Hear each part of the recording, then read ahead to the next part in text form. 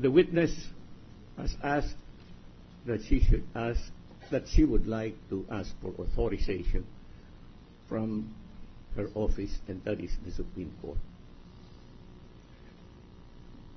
We do not know how the Supreme Court will react. But let us suppose that the Supreme Court says, do not release it. We will now run the risk of having a showdown between the impeachment court and the Supreme Court. I thought that we're here to try Chief Justice Corona as to whether he should be removed from office or not. That is what we are here for. But we cannot have another problem of a clash between the Supreme Court and Congress.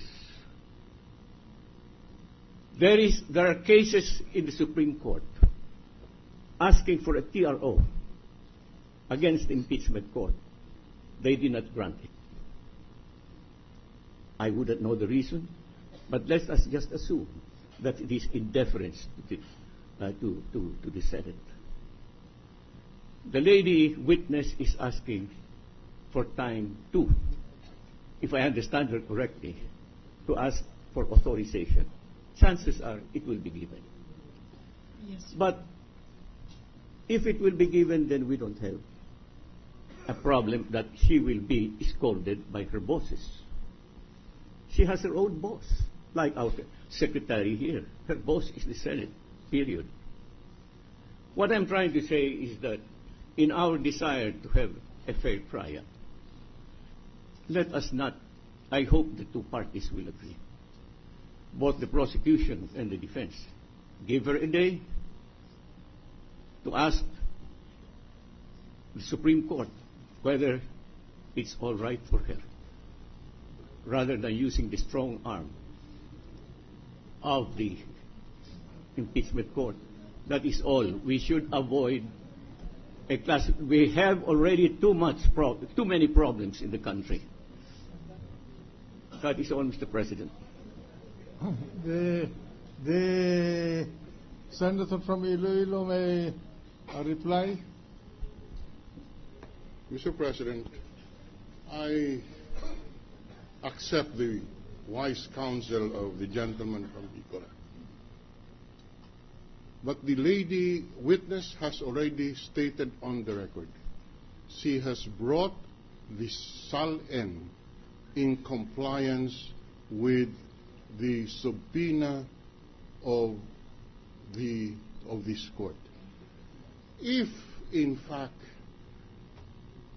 theoretically, the Supreme Court tomorrow will say you are not authorized to release it, then precisely we will get into that situation of a confrontation between this court and the Supreme Court. We precisely avoid that confrontation by having before us now the documents that were subpoenaed by this court and which the witness, in compliance with the orders of this court, has brought with her.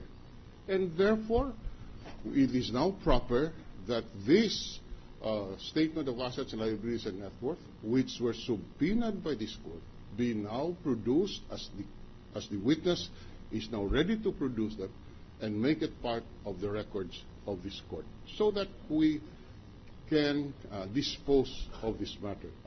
May I ask a clarificatory question? Madam Witness, Yes, Your Honor. when you responded to the subpoena of this court to bring the SALN of the Chief Justice, and you came to this court in compliance with the subpoena and brought those SARs, why did you bring those SARs if you are not willing to deliver them to the court? Out of respect for the court. then if you respect this court, please deliver them to us. But the Supreme Court has also its rules under which I must follow. So I am placed here in a dilemma. So are you pleading for time to ask the Supreme Court Yes, for Your permission? Honor. I am pleading for time. The minority floor leader, before we dispose this issue. Mr. President, You have 2 minutes. like the other senator judges, I am also disturbed by this. But may I take note that the subpoena was issued to the clerk of court and not to the Supreme Court. In the same manner that when the Supreme Court or any court of the land issues a subpoena to a bank manager, the bank manager cannot come to the court and say, hintayin ko muna yung board of directors o yung presidente. The problem with giving into this request is the precedent that it will set.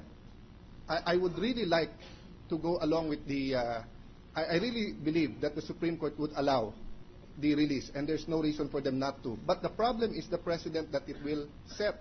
If all the witnesses that will come here, who are custodians and the subpoenas are issued to them, will come and tell us they have to ask their boss, that will erode the authority of this impeachment court.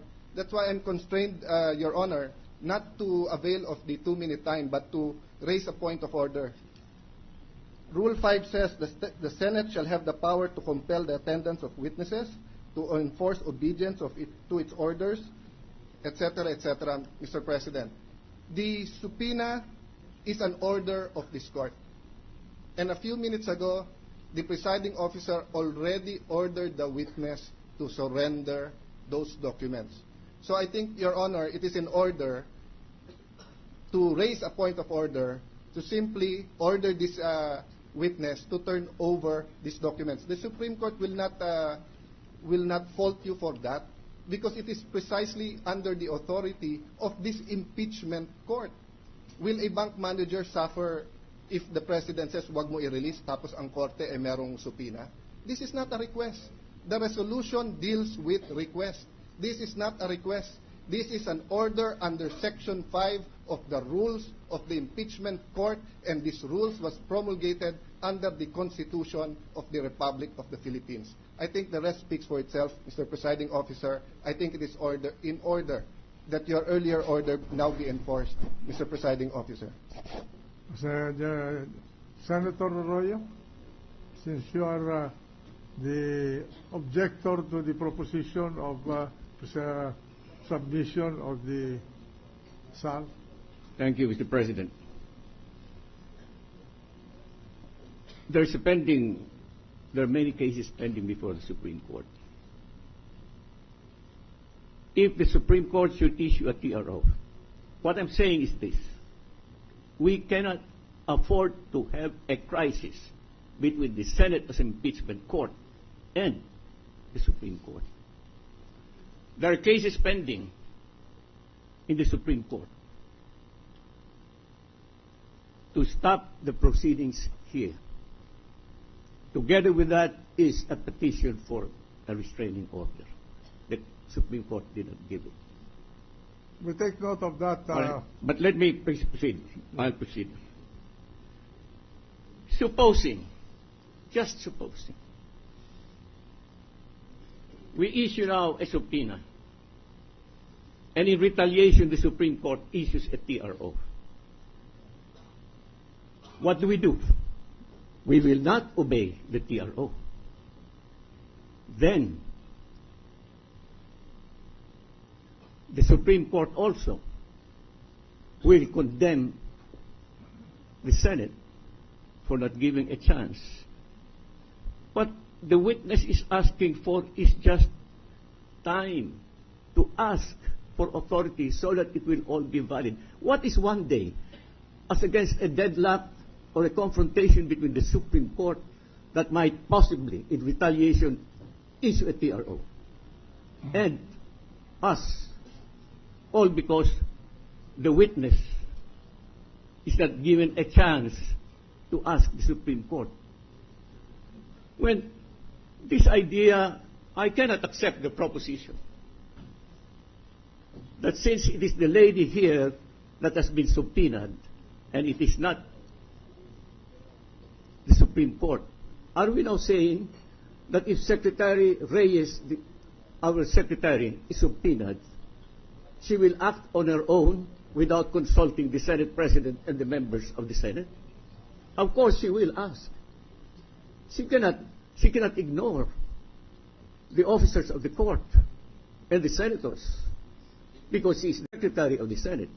So this argument that since a person is being subpoenaed, then she must obey.